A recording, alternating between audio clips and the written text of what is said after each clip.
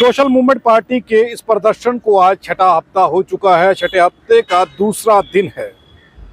लगातार एडवोकेट अशोक बसोत्रा इस धरने को जारी रखे हुए हैं। इस धरने को लोग किस तरीके से देख रहे हैं ये भी समझना होगा, और इस बैनर पर जो लिखा हुआ है इसे आप पढ़िए और समझ लीजिए कि ये जो मांग है ये मांग बेहद ज़रूरी मांग है। बहुजन समाज के लिए ये लड़ाई बहुत आवश्यक है, बहुत ज़रूरी है। ना जाने क्यों बहुजन अब भी इस सब बात को समझ नहीं पा रहा। पहले डॉक्टर रितु सिंह, फिर लक्ष्मण यादव, अब आगे क्या होगा ये आप सोच लीजिए। शायद आपको ऐसा लगता होगा कि दिल्ली में ये घटनाएं हुई हैं, जम्मू कश्मीर में ऐसी घटनाएं नहीं हो रही या नहीं होंगी, तो यहाँ पर आप गलत होते हैं। इंजीनियर हेमराय फोंसा जी हमारे साथ हैं। सर, क्या समझते हैं कि समाज के लोग इस ओर कम क्यों आ रहे हैं? इस धरने की ओर लोगों का आकर्षण जो है वो क्यों नहीं, लोग इस ओर क्यों नहीं आ रहे, क्यों इस धरने में शामिल नहीं हो रहे? अगर इतनी जागरूकता हमारे लोगों में होती ना जी, तो ये जो काम अब बसोत्रा साहब कह रहे हैं करने के लिए, ये कभी का हो गया होता जी, ये कभी का हो गया होता। इनकी ये जागरण इनमें ना होने की वजह से ये हुआ है। मैंने वो धरना भी देखा था जो हमारे शहीद भगत अमरनाथ जी ने धरना दिया था जी। तो उस वक्त कर्ण पार्क में भी ज्यादा लोगों का कोई जमावड़ा इतना बहुत बड़ा नहीं होता था जी। थोड़े थोड़े ही लोग आते थे। लेकिन ये है कि भाई जैसे फसल के लिए सबसे बढ़िया जो वर्षा है, वो जो छींटे कहते हैं ना, जो कनी कनौन, वो बढ़िया होते हैं, मतलब चलता रहना चाहिए। इसलिए न तो इनको यहाँ से निराश होने की जरूरत है। बाकी जो है वो ऐसा ऐसा जो लोग हैं इस वक्त जो मसला बना हुआ है वो ये है कि ये लोगों का मसला जो है ये तो इन्होंने लोगों का उठाया हुआ है। हमारे यहाँ लीडरशिप का मसला है कि हमारे जो लोकल बहुत से लीडर हैं जो थोड़े थोड़े लोगों को इकट्ठा करके जो अपनी एसोसिएशन के लीडर हैं, उनको खतरा बन रहा है कि भाई ये अगर हमारे साथी वहाँ जाना शुरू हो जाएंगे तो हमारा क्या बनेगा। मतलब आपका कहना है कि समाज में जो नेता जो वोट बेचते हैं, जब बहुजन समाज के नाम पर राजनीति करते, वो डर रहे हैं। मैं कहता हूँ वोट बेचने का, मैं नहीं कहूँगा किसी को वोट बेचने के लिए। जनता हकीकत जानती है, लेकिन जो ये लोग जो अपने वहाँ कोई किसी पार्टी में बैठा है, कोई कहीं बैठा है, और उन लोगों ने वो वहाँ छुप के बैठे हैं। मैं कई ऐसे लोगों को जानता हूँ जिस वक्त उनको काम कहो, मासवा एक दो आदमियों के, जब काम कहो तो छुप जाते हैं। और एक आदमी ऐसा था कि उसका निजी ही काम था जो मैंने उसको बताया, तो उसके बाद उसने फिर मेरा टेलीफोन भी नहीं उठाया। ऐसे लोग हैं, ऐसे भी हमारे पास मतलब है नेतागण हैं। तो वो वैसे किस्म के जो नेतागण हैं उनको इस बात से ये रहता है कि भाई ये हमारा क्या बनेगा अगर कोई एक जगह जनता इकट्ठी होगी, लेकिन जनता अब अपना दुख जो है महसूस करती है कि वो मुझे किस कुएं से पानी मिलने वाला है, ये जनता समझने लगी है, ये समझने लगी है। और कभी भी अशोक बसोत्रा के अगेंस्ट कोई कमेंट नहीं करता। वो ये जानते हैं कि एक नेता उनके पास है। अब इंतज़ार किस चीज़ का वो जान लेते हैं। एक महिला है यहाँ पर।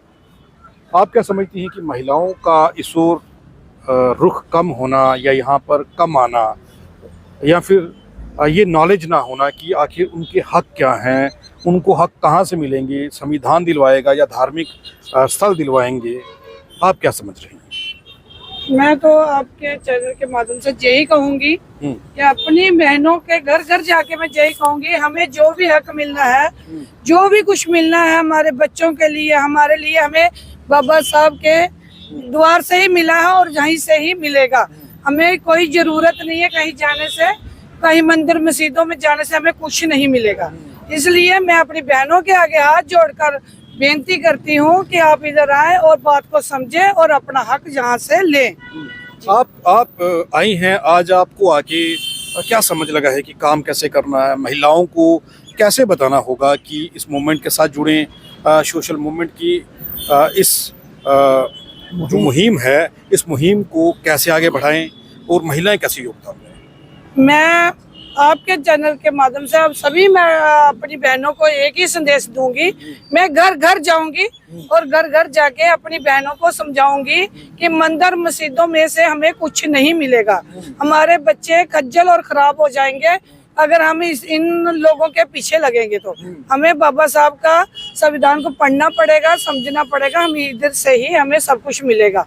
बहुत बड़ी बात कही है इस महिला ने कि संविधान को समझना है और संविधान ही हमारे हकों को सुरक्षित करेगा, अन्यथा क्या होगा वो आप सब जानते हैं।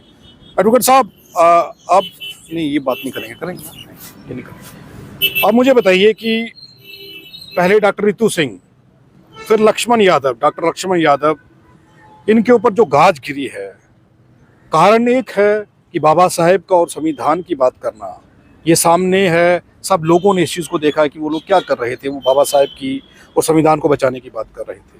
अब आप कैसे देख रहे हैं कि जम्मू में आप जिन हकों की बात कर रहे हैं, लोगों का यहाँ पे कम आना, क्या अब यहाँ पर भी वो चीज़ें होंगी जो लक्ष्मण यादव के साथ हुई हैं, जो रितु सिंह के साथ हुई हैं? 100 दिन से ज़्यादा हो गए हैं एक बेटी को सड़क पर बैठे हुए। देखिए, डॉक्टर रितु सिंह जो हमारी बहन या बच्ची है, जिसको दिल्ली यूनिवर्सिटी ने सिर्फ इसलिए बाहर का रास्ता दिखा दिया, उसकी प्रोफेसरशिप छीन ली क्योंकि वो आम जन को, आम समाज को जागरूक कर रही थी और बाबा साहब का मिशन जन जन तक और यूथ तक जी बड़े ही कम्युनिकेबल तरीके से, बड़े ही टेक्निकल तरीके से पहुंचा रही थी। प्रोफेसर लक्ष्मण यादव यही कर रहे थे, पूरे भारत में घूम घूम कर जितना भी मूल निवासी बहुजन समाज है, खास करके SC ST और OBC पे फोकस करके उन्होंने मिशन को घर घर पहुंचाने का एक बीड़ा उठाया जी। तो मनुवादियों को ये पता चल गया कि ये दो व्यक्ति बहुत ज्यादा काम कर रहे हैं। अगर इस तरह के 200, 250, 300 प्रोफेसर, वकील, टीचर बाहर निकले तो पूरे भारत में क्रांति हो सकती है। क्रांति रोकनी होगी, मनुवादियों को ये लगा क्रांति रोकनी होगी, तो इन दोनों के खिलाफ एक्शन किया, दोनों की प्रोफेसरशिप छीन ली। हालांकि इसका खामियाजा इन मनुवादियों को आने वाले समय में बड़े पैमाने पे भुगतना होगा।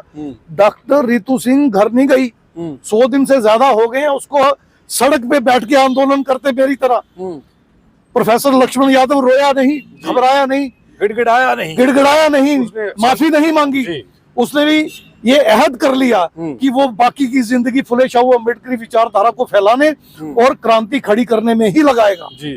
अब रही बात जम्मू कश्मीर की, तो यहाँ भी हमारा कोई एम्प्लॉई अगर कहीं छोटा सा मैसेज व्हाट्सएप पे या सोशल मीडिया पे डाल देता है, आपको पता ही है, उसी वक्त उसका एक्सप्लेनेशन निकलती है। कईयों की तो सस्पेंशन ऑर्डर निकल जाते हैं और उनकी नौकरी पे गाज गिरने वाली हो जाती है। यहाँ भी क्रश करने का प्रोसीजर बहुत जबरदस्त चल रहा है। और मैं आपको ये बताता चलूं, RSS जब कांग्रेस के साथ थी तो कांग्रेस भी यही करती थी। अब भाजपा का RSS का एक मुखौटा है तो वो भी यही कर रही है। मुझे याद है जम्मू यूनिवर्सिटी में SC की पोस्टें निकालते ही नहीं थे जी। निकालते थे प्रोफेसर्स की तो एड निकाल के नोटिस बोर्ड पे लगा के फाड़ देते थे और बाद में ये कहकर कि कोई नहीं मिला अपर कास्ट लगाते थे। तो 2007 में मैंने नेशनल कमीशन बैकवर्ड क्लासेस को एक रिप्रेजेंटेशन दी और उसमें ये बात बताई, तो वहां से एक मेंबर NCBC के राम अवधेश सिंह यादव स्पेशल यहाँ आए। मट्टू साहब तब यहाँ VC हुआ करते थे, उन्होंने रेड की, सारा रिकॉर्ड जब्त किया और तत्कालीन social justice and empowerment minister Meera Kumar के सामने वो सारा रिकॉर्ड और DVD रखी। वही सारा रिकॉर्ड और DVD अगले दिन मनमोहन सिंह जी ने देखी और अल्टीमेटली ये फैसला किया कि यहाँ पर SCs की वो पोस्टें जो है वो रखी जाएंगी।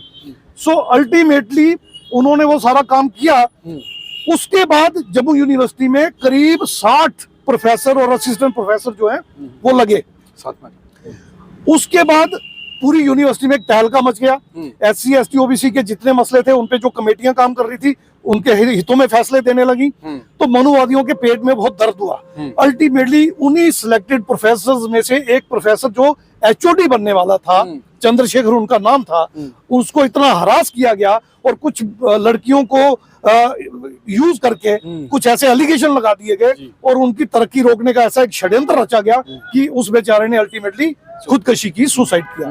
तो जम्मू कश्मीर में भी क्रश करने का माओवादियों का षड्यंत्र पीछे काफी अरसे से चला आ रहा है, लेकिन अब रितु सिंह, डॉक्टर रितु सिंह और प्रोफेसर लक्ष्मण यादव हमारे सामने उदाहरण है, और हम यहाँ बैठ के उस उदाहरण को और आगे बढ़ा रहे हैं। मैं इतना बड़ा कार्यकर्ता तो खुद को नहीं मानता, पर बाबा साहब का एक अदना सा सिपाही तो खुद को मानता हूँ। तो उनकी बात को हमने जम्मू में भी पूरी ताकत के साथ रख दिया है। माओवादी जो करना चाहते हैं कर लें, मगर हम within the parameters of law, within constitution provisions, Baba Saheb के बताए रास्ते पे चलते हुए, कोई law and order problem create किए बगैर, लोगों को किसी तरह की परेशानी दिए बगैर हम अपने मिशन पे काम करते रहेंगे। और ये जो मांगे हमने रखी है, जाति आधारित जनगणना, हर वर्ग को जनसंख्या के अनुपात में हिस्सेदारी, ईडब्ल्यूएस और पॉलिटिकल रिजर्वेशन को खत्म करना, right to work fundamental right बनाकर सारे नागरिकों को लाइवलीहुड देना, शिक्षा, स्वास्थ्य और न्याय सबके लिए एक समान और मुफ्त हो सके तो मुफ्त, ईडब्ल्यूएस बंद करके बैलेट पेपर पे फ्री एंड फेयर इलेक्शन करवाना, ये सारे मुद्दे लेकर हम यहाँ बैठे रहेंगे जब तक इन मुद्दों पे सरकार सही से फैसले नहीं करती। और अगर सरकार ने अल्टीमेटली इनकी अनदेखी करते रहना नहीं छोड़ा, तो सोशल मूवमेंट पार्टी लोगों के पास जाएगी, जन जन को जगाएगी, और लोगों का समर्थन मिलने के बाद सत्ता में आकर खुद ये मसले हल करेगी। बाबा साहब ने खुद कहा था, अपनी जंग आपको खुद लड़नी होगी। और कांशीराम जी अक्सर कहा करते थे, कोई किसी को राज ना दे है, जो ले है निज बल से ले है। गुरु गोविंद सिंह जी के इन 2 लाइनों का मतलब वो समझाते थे, वो अब हमें समझ आ चुका है। या तो ये सरकारें हमें हमारा संवैधानिक अधिकार देंगी, या फिर हम सत्ता तक खुद पहुंचेंगे और अपने मसले खुद हल करेंगे जी। इसके अलावा तो बड़े सारे लोग अब सपोर्ट के लिए पहुंच रहे हैं, और दिन ब दिन इस धरने में लोगों का बढ़ना ये संकेत दे रहा है कि बड़ी जल्दी ये आंदोलन एक बड़ा रूप लेगा। जाविम, हमें सभी को ये लगता था कि हमें कुछ ना कुछ मूवमेंट में आके काम बढ़ाना चाहिए, लेकिन ऐसा हो नहीं पा रहा था। जैसे सर ने शुरू किया जी, तो ये किसी एक का तो सवाल है नहीं, ये जितने भी SC ST OBC और हमारी माइनॉरिटी कम्युनिटी है, उन सभी के ये मुद्दे हैं।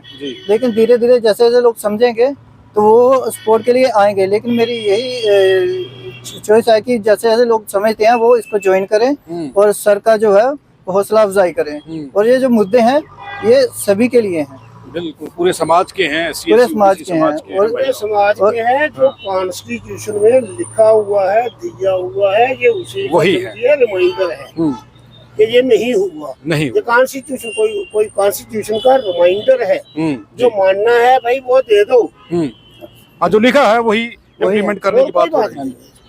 अब अंदाजा लगाइए कि लोगों की भीड़ बढ़ने लगी है और धीरे धीरे सवाल उठने लगे हैं। लोगों को जो कॉन्स्टिट्यूशन में लिखा है वो मुद्दों पर चर्चा करके एडवोकेट अशोक बसोत्रा बता रहे हैं और लोग समझने लगे हैं।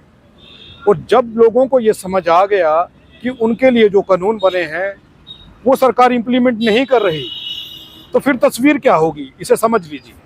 या फिर इसको पहले ही समझ लेना चाहिए सरकार को कि जो चीज़ें ये मांग रहे हैं वो इन्हें दे देनी चाहिए, कॉन्स्टिट्यूशन में जो लिखा है उसे इम्प्लीमेंट कर देना चाहिए। आप देखते रहें RTI इंडिया न्यूज़, लोकतंत्र का पहरेदार, ताकि हम पहुंचा सके आप तक वो खबरें जो नहीं पहुंच रही या फिर जो नहीं पहुंचाई जा रही।